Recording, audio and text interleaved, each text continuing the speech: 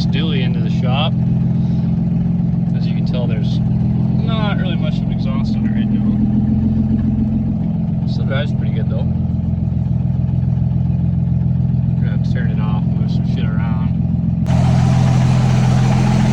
So you can hear it knocking. What?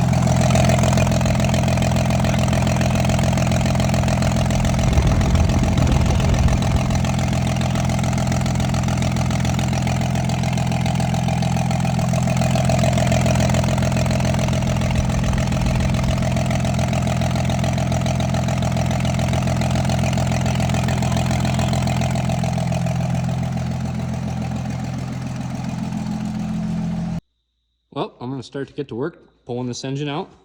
I might put up a little time lapse for you guys of just the kind of stuff that I'm working on. Right now I'm just going to pull battery cables out, drain the radiator, pull the charge pipes, pull the AC off, pull the radiator, you know, just start working from the front and make your way back, but I'll keep you guys updated. Oh, got the front end pulled off the pickup.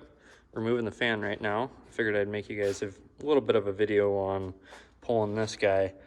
You can a lot of the times get away with not using a tool, but if you're working on these trucks quite a lot, like this one specifically, it's on there far too tight to get it with just a wrench. You've got to have something that's going to hold that fan hub in place. So this is Sagino's garage fan clutch removal tool. It's a little adapter that goes under the fan hub. Is your wrench, your ratchet, and then mounts to the, it doesn't mount, but I like to rest it right up here against the fan shroud bracket so it can't go anywhere. Anyhow, you just put your wrench, I've already broken this one loose, but these are just standard clockwise fans, common rails are. On a 12 valve or second gen, they're all counterclockwise, so just remember that. This one was on there very tight. I actually had to use a little piece of drill stem to get this thing loose, but got it broke loose and we'll continue on. This is just one of those little steps, so if you don't have a tool, you can fight it and fight it and fight it. I've spent well over 45 minutes trying to get these off with just a wrench, just because you can't hold the fan hub and it'll spin, so figured I'd include that. All right, well, I'm to the point where I'm making some more room for myself to pull this engine out. That's going to consist of pulling the front rad support bar out, and also I'm going to jack the cab up just a hair. So I already pulled the steps off. Those are not going back on, they're damaged anyhow. But what you do is you take all the cab bolts out besides the back two, so there will be 3 on the front, including the one under the fender. So you pull all 3 of those out on each side, and then the back one, you're going to loosen that one up, but you're going to leave it so that the cab can't move. So you'll do that on both sides, and then all that I do is just wrap a chain around the support bar before you remove it, jack it up, put a couple blocks of wood between the body mount and the frame. So that'll give you an extra couple inches right here at the back of the firewall. And it's not really necessary, but with this pickup, I am leaving the transmission in, of course the stick shift, so I want to give myself all the room I can to mate it back up. This is how I did my 2003 truck. I also did the same thing, left the transmission and everything in it, drive lines, all of it, didn't move any of that. So it works pretty well. It's just when you're mating this thing back up to a manual, you want to give yourself all the room you can have between the cowl.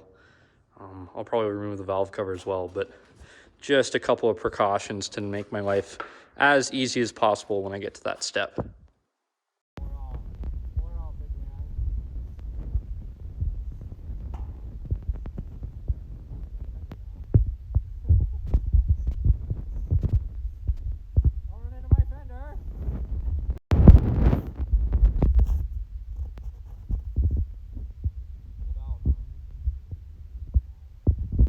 Well, this is one aspect of installing a dual disc clutch on a G56 that I think I've overlooked it before.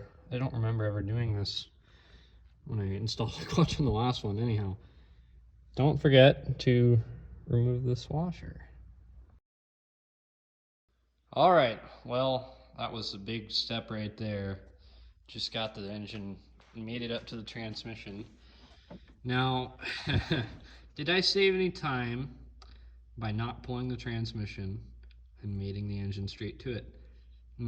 I'd probably say not, because I'll be honest with you, I fought this thing for a lot. There were multiple ratchet straps involved, alignment bars. Just, you know, aligning the engine to the transmission is a whole hell of a lot harder than putting the transmission on the engine. So, is it doable? Yes. Are you going to struggle with it? Probably. Is it easier than blowing the transfer case, drive lines? Well, I'll leave that up to you. But, anyhow, we're done with that step. So, now I'm just going to get the motor mounts on. I left them off so that I could maneuver the engine, obviously. So you get those things back on there, get this thing set down, and just start bolting accessories up.